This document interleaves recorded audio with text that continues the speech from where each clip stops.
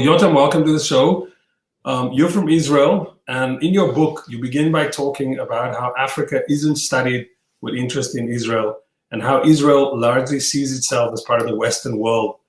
So its interactions elsewhere are not acknowledged in ordinary consciousness. So how did you become interested in Israel's dealings in Africa? To the extent that you decided to write a book about it.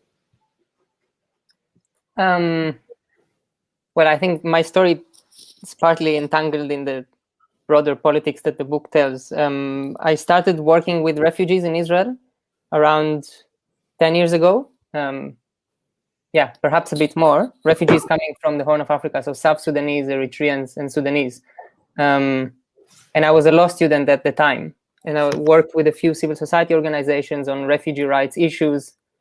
And if you remember, or if you got to that point in the book, in 2012, Israel deported the South Sudanese community from Israel, so right after the independence of South Sudan. And then quite quickly, I abandoned my legal future, or the future the future I didn't have as a lawyer, and shifted to African history and African politics. And from that, so I started with a more migration part of the story, but then gradually began to look at the broader picture. And the book came out, as we just discussed very briefly before, just out of, well, it came from the International African Institute here in London as an idea in African arguments. But the reason I wanted to write it is partly because there was no such book, and it felt such a weird gap that no one is addressing, and in a sense felt important. Now people kind of forgot about many of these things with COVID, but you're exactly right. And some of the conversation we were having just before the show was more about the lack of academic interest and the lack of scholarly effort invested into writing about this book. But I guess for the ordinary person, maybe to ask a more basic question, which is, what exactly are Israel's interests in the African continent? Because I think that the way we understand politics is that, Africa is not really people view Africa as not really being central to the foreign policy maneuvers of any country. It's often just a matter of concern as far as aid is concerned, or I don't know, whatever other humanitarian missions. Humanitarian missions, intervening in wars, terror, whatever, and so on. Why would Israel be interested in Africa? Why does it want to, and why has it wanted to project its influence on the continent?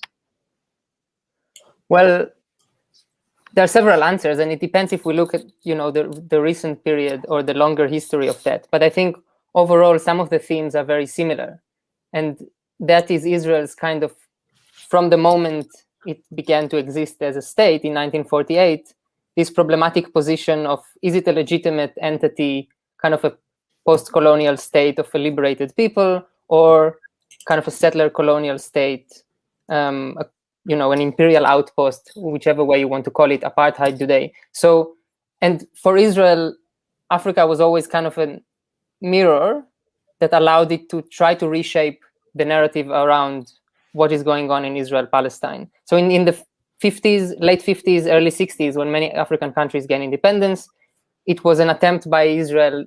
There was an attempt, a very concentrated kind of effort to mobilize as many countries as possible in the continent to kind of fit Israel within the Afro-Asian world at the time.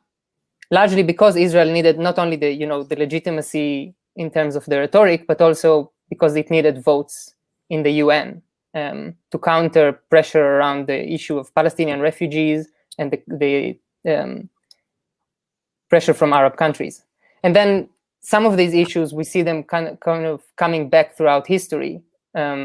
So one of the things that pushed Israel back to Africa around a decade ago was, again, Palestinian attempts to mobilize the international community to recognize Palestinian statehood, which kind of, I think, reminded Israelis that they need this support, this diplomatic support from Africa. It's not the only issue. that made Israel kind of return to Africa recently, but it's one of them. Obviously, on a more strategic level, Israel borders Africa. Many of Israel's conflicts, okay, Israel is no longer in conflict with Egypt, but it was for many years, and for many years it was its kind of main rival, the main military power in the region threatening it. So it was always important for Israel to forge some military alliance within the immediate kind of neighborhood, and that includes the Horn of Africa, to kind of manage the security situation in the Middle East. In that sense, the Horn of Africa and Northeast Africa is immediately linked to whatever goes on in the Middle East.